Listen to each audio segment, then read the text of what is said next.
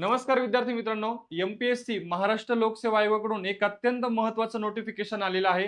विद्यार्थी मित्रांनो, MPSC राज्यसेवा, MPSC combine group बी, combine group C या परीक्षाबाबत आयोगाने एक अत्यंत महत्त्वाचा निर्णय घेतलेला आहे.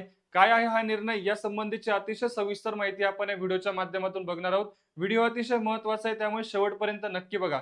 बघा विद्यार्थी मित्रांनो, नुकतंच आजचा 22 जुलैचं हे शुद्धीपत्रक आपल्याला आयोगाकडून जाहीर केलं या ठिकाणी दिसून येईल. यातला जो काही विषय आहे तो बघा, महाराष्ट्र नागरी सेवा राजपत्रित गट अ, गट ब संयुक्त पूर्व परीक्षा, महाराष्ट्र गट ब अराजपत्रित सेवा संयुक्त पूर्व परीक्षा, तसेच महाराष्ट्र गट क सेवा पूर्व परीक्षा या वर्षातून 2 किंवा अधिक वेळा घेण्याचा निर्णय स्थगित करण्याबाबतचा हा विषय आहे.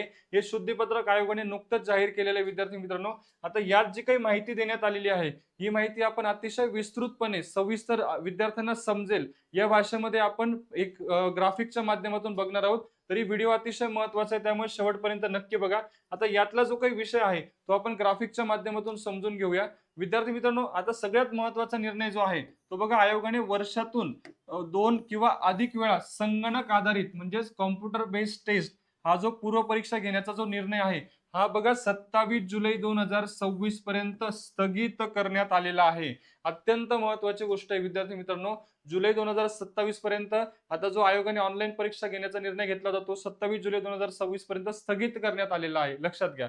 त्याच्यानंतर बघा, पुढचा महत्वाचा बदल म्हणजे परीक्षा या जुन्याच म्हणजेच ऑफलाईन ओएमआर आधारित पद्धतीने होणार आहे. जुन्याच पद्धतीने आता परीक्षा घेतल्या जाणार आहेत, लक्षात घ्या.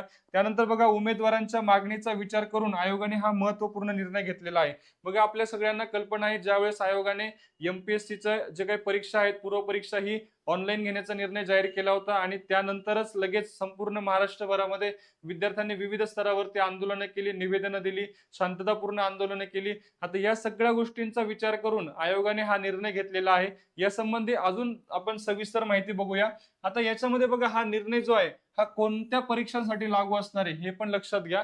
हा निर्णय बघा, गट अ, गट ब राजपत्रित संयुक्त पूर्व परीक्षा म्हणजे राज्य सेवेची जी काही परीक्षा होते, याच्यामध्ये ग्रुप ए आणि ग्रुप बी या परीक्षेसाठी हा निर्णय लागू असणार आहे.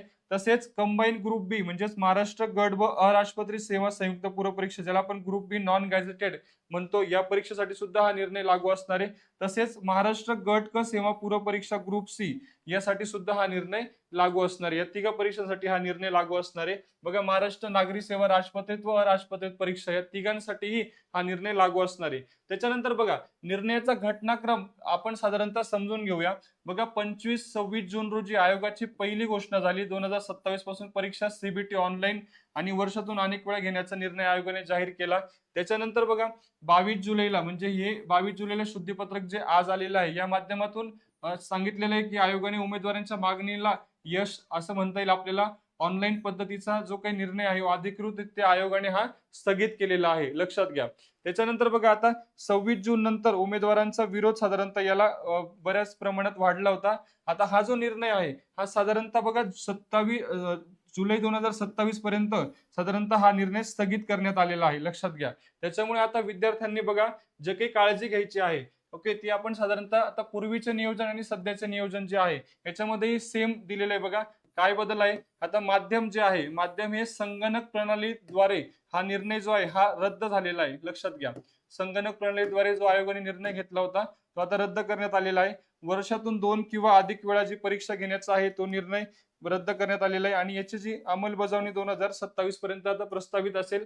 आता बघा, माध्यम माध्यम प्रचलित पद्धती म्हणजे आता परीक्षा ही जी आहे ही ऑफलाईन पद्धतीने जुन्या पद्धतीनेच होणार आहे. ओएमआर आधारित परीक्षा होणार आहे. त्याच्यानंतर पारंपरिक वार्षिक वेळापत्रकानुसार आता परीक्षा होणार आहे, लक्षात घ्या. आणि याची जी काही अंमलबजावणी जुलै 2027 पर्यंत ओएमआर पद्धत लागू राहणार आहे, बरोबर, लक्षात घ्या. अतिशय महत्वाचा निर्णय. आता विद्यार्थ्यांनी बघा, आयोगाने हा निर्णय का घेतला. आता आपल्या सगळ्यांनाच कल्पना आहे, मी मगाशी सांगितल्याप्रमाणे विविध उमेदवारांकडून प्राप्त झालेली जी काही निवेदन आहे की ऑफलाईन पद्धतीनेच परीक्षा घेण्यात यावी या संबंधी विद्यार्थ्यांनी जी काही निवेदनं दिली होती, जी काही आंदोलनं केली होती, या बाबीचा आयोगाने सकारात्मक विचार करून उमेदवारांच्या सोयीसाठी प्रचलित पद्धतच लागू करण्याचा निर्णय या ठिकाणी घेतलेला आहे, लक्षात घ्या. आता विद्यार्थ्यांनी या पुढची जी काही दिशा आहे या गोष्टी फार अत्यंत काळजीपूर्वक लक्षात घ्या. आता याच्यामध्ये अभ्यासावर तुम्हाला लक्ष केंद्रित करायचंय. परीक्षा पद्धतीत लगेच कोणताही बदल नाही.